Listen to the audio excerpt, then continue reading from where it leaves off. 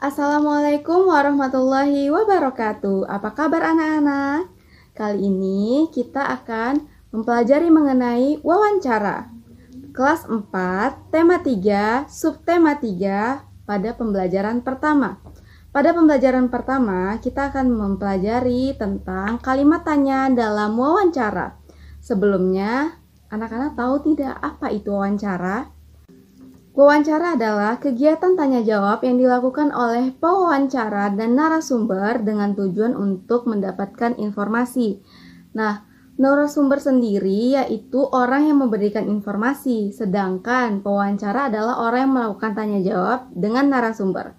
Di dalam wawancara, kita melakukan tanya jawab. Tentu saja kita harus menyiapkan pertanyaan untuk wawancara. Biasanya kalimat tanya ditandai dengan adanya kata tanya. Kata tanya itu anak-anak bisa mengingatnya dengan adik Simba. Apa, di mana, kapan, siapa, mengapa, dan bagaimana. Masing-masing kata tanya tersebut harus terkandung di dalam kalimat tanya. Baiklah, langsung saja kita ke contoh. Yaitu misalnya kita akan mewawancarai dengan tema kerajinan tembikar. Nah, kita akan membuat pertanyaan dengan pola adik Simba. Pertama apa?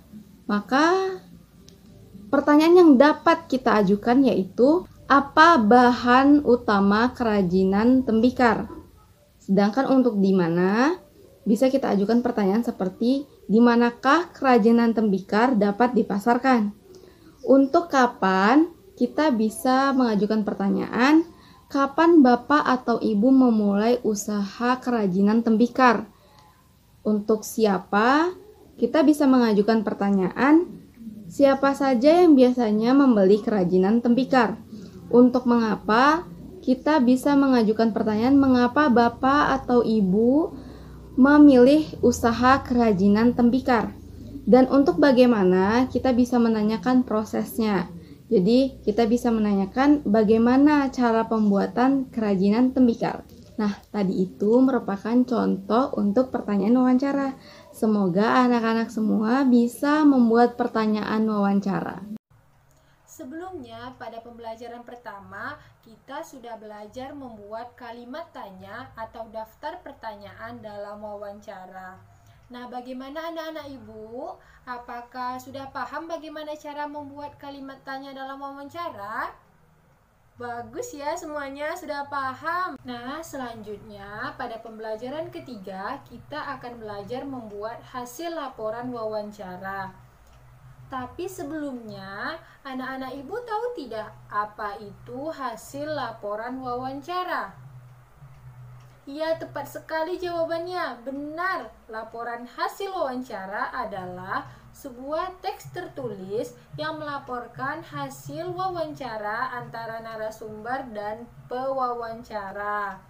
Tapi nak, sebelum kita membuat hasil laporan wawancara, terlebih dahulu kita harus mengetahui bagian-bagian apa saja yang terdapat di dalam hasil laporan wawancara. Nah, bagian pertama yang terdapat di dalam hasil laporan wawancara adalah latar belakang.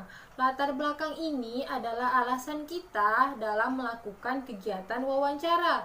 Kemudian yang kedua, maksud dan tujuan. Maksud dan tujuan ini adalah harapan kita setelah melakukan kegiatan wawancara. Misalnya, kita dapat mengetahui informasi mengenai pemanfaatan tanaman padi. Nah, yang ketiga adalah topik pembicaraan.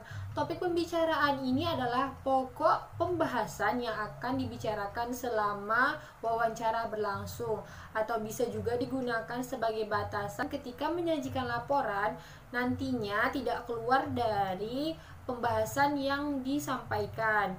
Kemudian yang keempat adalah narasumber. Narasumber ini adalah nama seseorang yang memberikan informasi pada saat wawancara. Nah, yang kelima ada pewawancara. Pewawancara ini adalah orang atau nama seseorang yang melakukan kegiatan wawancara. Kemudian yang keenam ada waktu pelaksanaan. Waktu pelaksanaan ini terdiri dari hari, tanggal, dan tempat di mana wawancara tersebut dilakukan. Nah, selain dari waktu pelaksanaannya ya, kemudian yang ketujuh ada hasil wawancara. Hasil wawancara ini dituliskan dengan kosakata baku dan kalimat efektif agar si pembaca nantinya mudah memahami isi laporan atas pembicaraan narasumber dan pewawancara. Kemudian yang ke-8 ya, yang terakhir ada kesimpulan. Kesimpulan ini berisikan gagasan akhir atas pembicaraan narasumber atau bisa juga kita sebut sebagai intisari dari informasi narasumber. Nah, dalam kita membuat kesimpulan biasanya ditulis dalam bentuk paragraf. Nah, itu tadi bagian-bagian apa saja yang terdapat di dalam hasil laporan wawancara.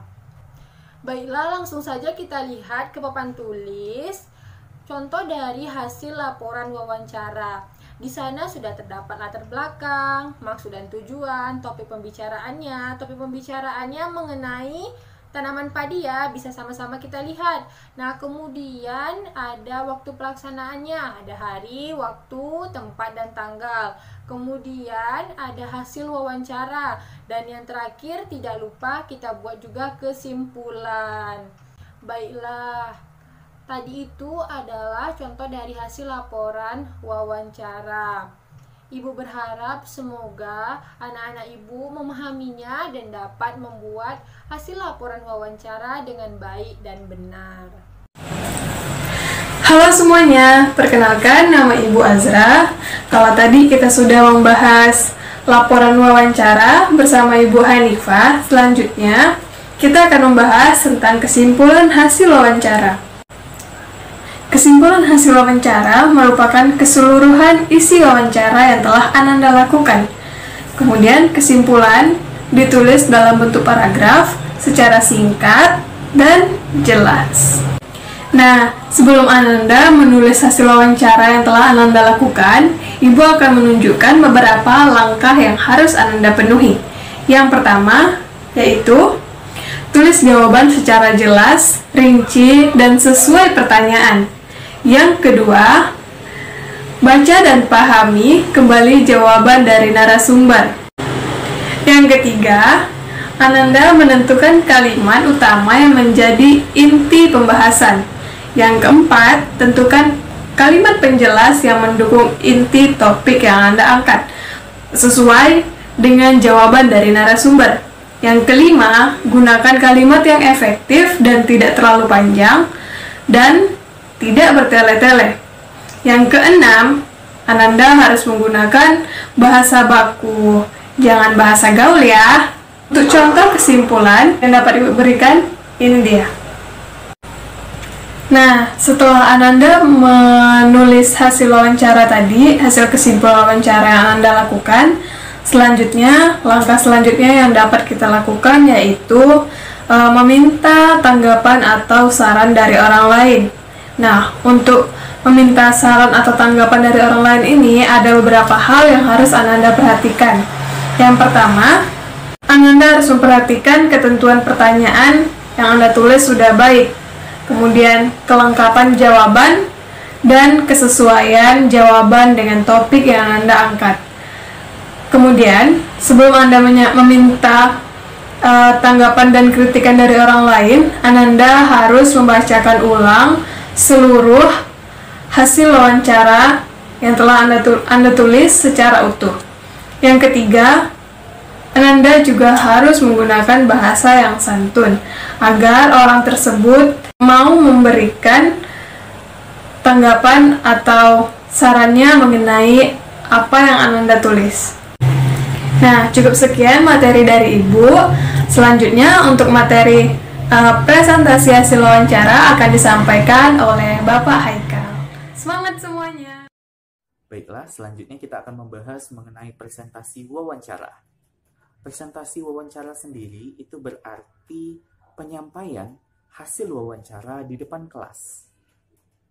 Nah, untuk melakukan presentasi yang baik, teman-teman harus melakukan hal-hal berikut. Yang pertama, teman-teman harus mengucapkan salam terlebih dahulu. Contohnya seperti Assalamualaikum, selamat pagi, selamat siang, tergantung kapan teman-teman melakukan presentasi tersebut. Yang kedua, jangan lupa untuk memperkenalkan diri. Yang ketiga atau yang selanjutnya, teman-teman sudah bisa melakukan pelaporan atau penyampaian dari hasil wawancara teman-teman. Ingat, dalam penyampaian, teman-teman harus menggunakan bahasa yang mudah untuk dipahami. Selanjutnya, jangan lupa ditutup dengan terima kasih dan juga ucapkan salam kembali ya. Baiklah, mungkin demikian pembelajaran kita pada kali ini. Kesimpulan yang bisa kita ambil adalah wawancara merupakan salah satu proses tanya jawab yang dilakukan untuk mendapatkan suatu informasi tertentu yang dilakukan dari bentuk lisan ke lisan. Diharapkan setelah kita melakukan pembelajaran ini, teman-teman semua dapat melakukan wawancara dengan baik. Demikian pembelajaran kita pada kali ini. Saya akhiri. Assalamualaikum warahmatullahi wabarakatuh.